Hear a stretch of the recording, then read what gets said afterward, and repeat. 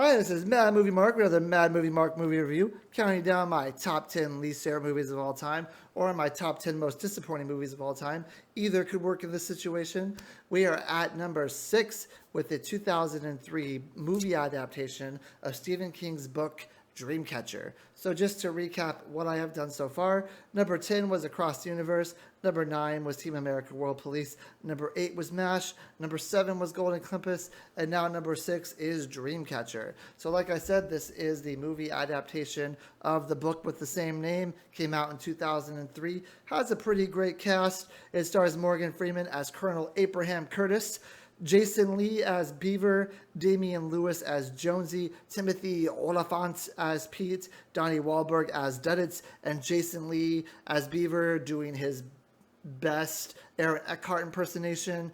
You may watch this movie and say, hey, isn't that the guy from Dark Knight? It is not. That is Aaron Eckhart. They are doppelgangers of each other. So, what made me want to see this movie? Well, I will say that I was drawn to this movie because it's a Stephen King adaptation, and because up until that point, I had some really good runs with Stephen King adaptations.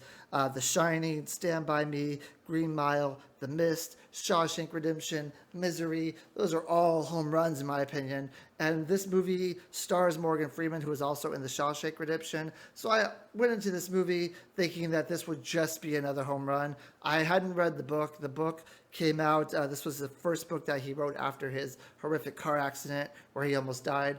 But I figured, this is his way to get back in the game. This is his way to show that he's still got it.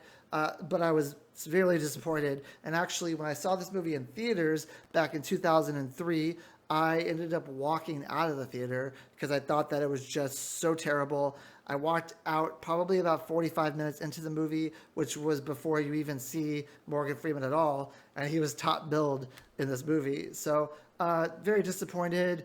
Didn't think it was good at all. Here we go. The movie is kind of convoluted. The plot line is really weird, especially at some point. So I'm going to do my best to recap what the movie is and then kind of give my explanation of why it's bad and why I am so disappointed by it. So this movie focuses mainly on 4 friends, Henry, Beaver, Jonesy, and Pete.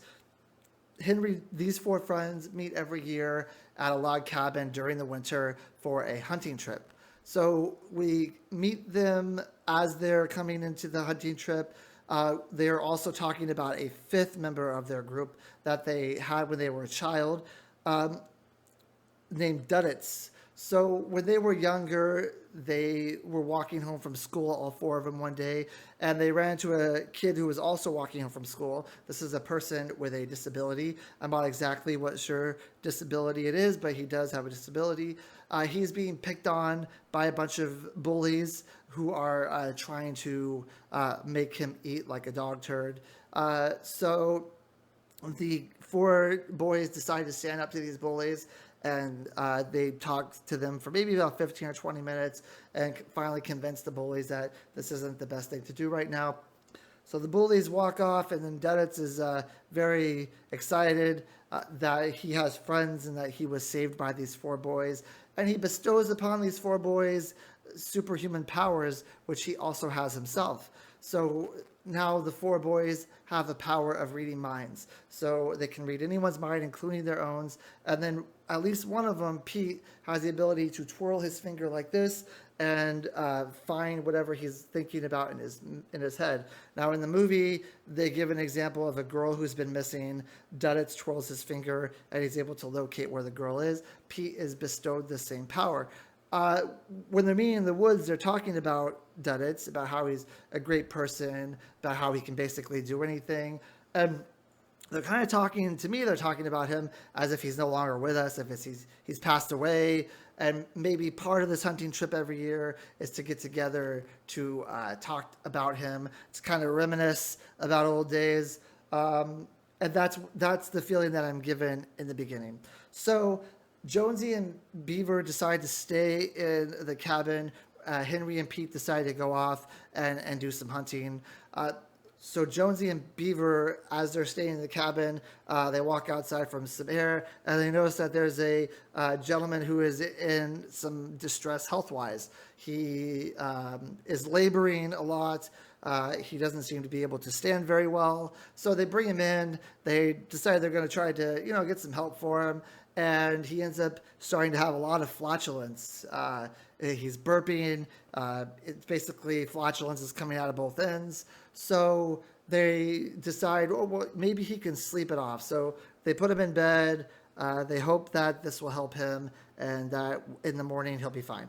Then we are shown Pete and Henry again, who are driving to their hunting expedition, when all of a sudden they see a female in the middle of the road who is almost looks like she's frozen to death.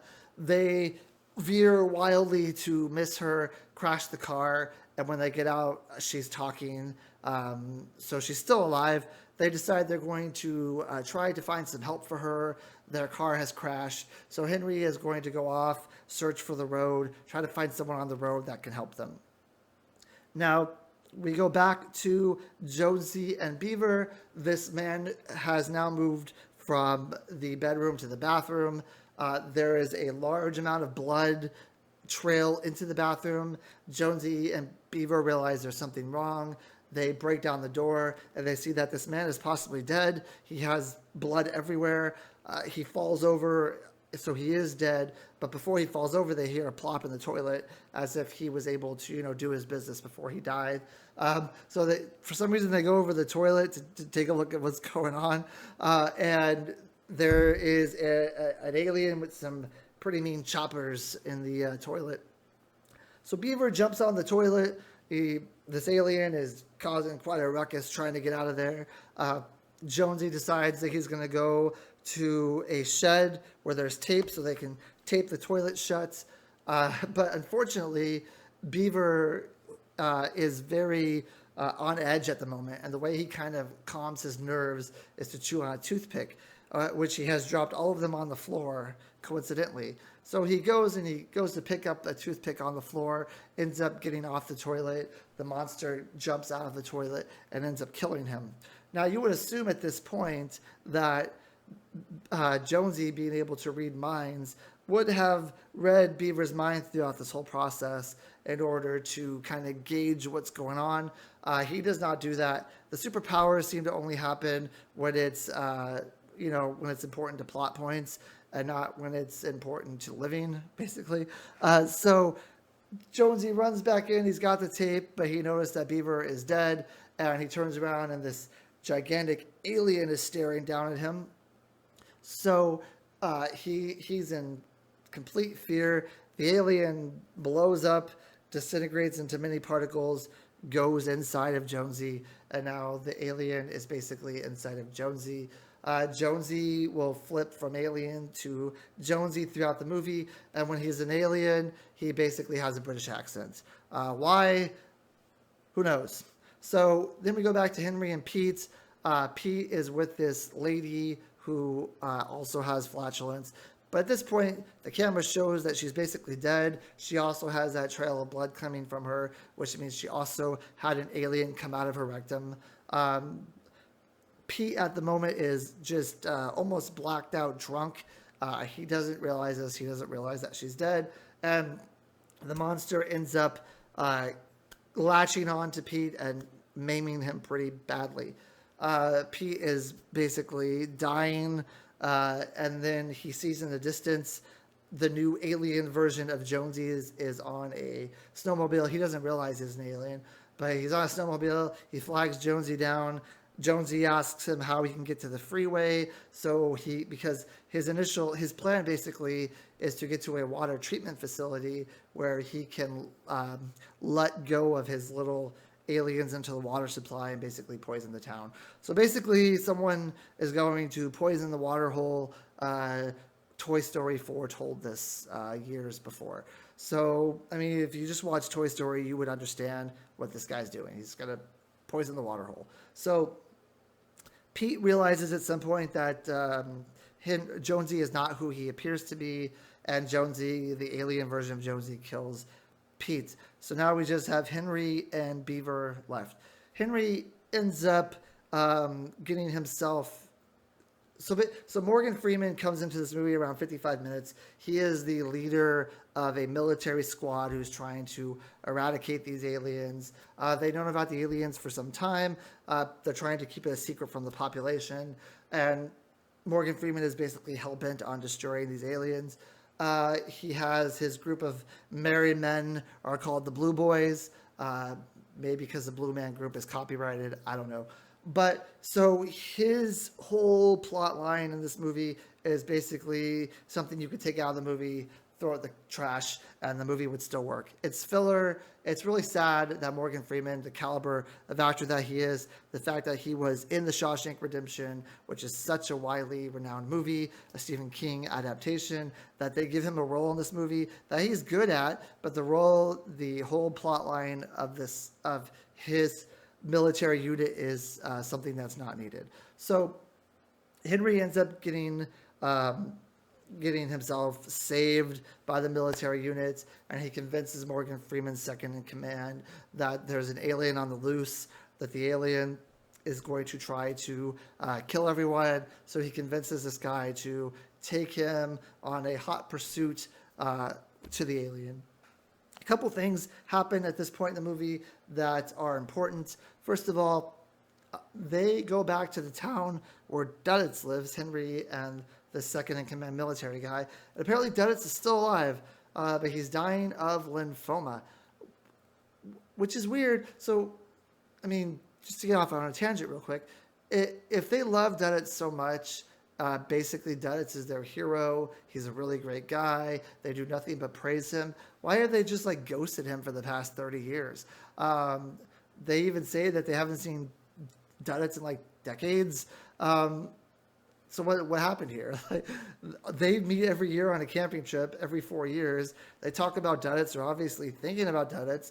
They praise DUDDITS. Yet no one wants to reach out to him and see him every now and then.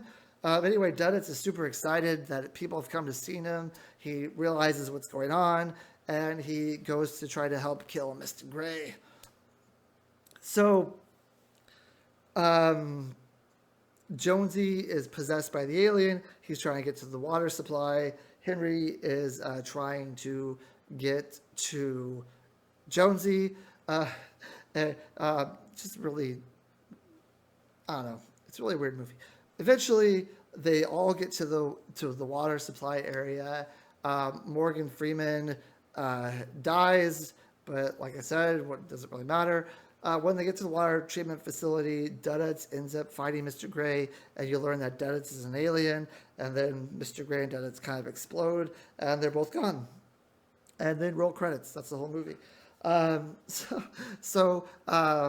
guess DUDDITS is an alien. They kind of alluded to that throughout the movie, that there's something going on with him, that he knows who Mr. Gray is. So, they kind of alluded to the fact he's an alien. But, why is he living as a human all these years? Does his mom know he's an alien? And an alien can get lymphoma. I mean, he was on medications for lymphoma this whole time. And then when he becomes an alien, does he need it? Can they get those kind of diseases? I don't know. This movie is basically known as a movie of where the monsters come from your rectum. That's basically the gag that it's been known for. It's acted so.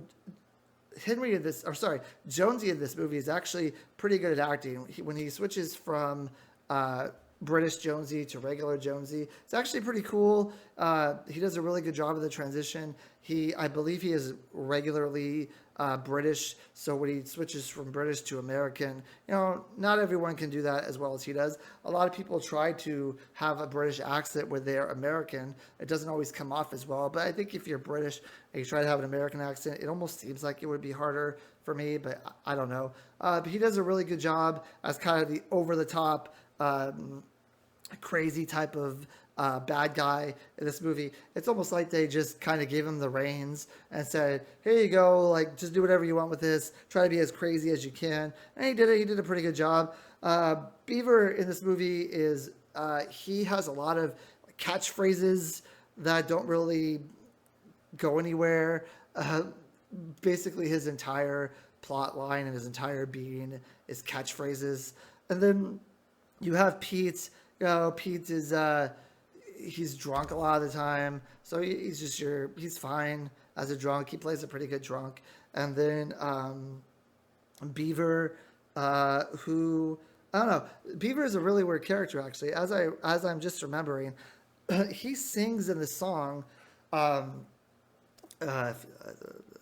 Blue Bayou. I had to sing the song in my head to remember what it was.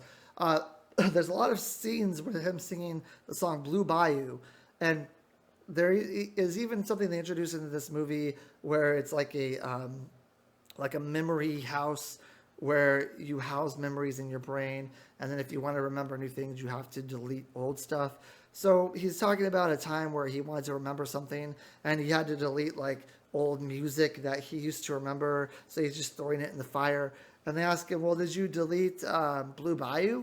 Because that's like the #1 song ever. He's like, no, of course I didn't delete Blue Bayou. That's treasured. But you never know why it's treasured. I mean, I'm a fan of Linda Ronstadt's version, but I don't understand why he sings it like 5 or 6 times in this movie, why he does that. It's never pointed out like what's great about the song or why they picked the specific song. So it's just really weird. It's just one of those oddities that I don't know if it was just a mechanism to try to move the plot along, because it didn't really do that. It just comes off as kind of weird. It's a great song, but I don't know, who knows. But anyway, this movie is quite bizarre. Excuse me. When the aliens come in, it's just kind of out of left field. It's not very smooth transition. It's just a really weird movie, and I don't really enjoy it. I don't think it's funny. I don't think it's like very scary. It's just kind of a middling movie. I give it a 3 out of 10. Sorry, I don't know what's going on with me. So 3 out of 10. Please join me next time when I am going to review Beowulf. Thank you. Have a good day.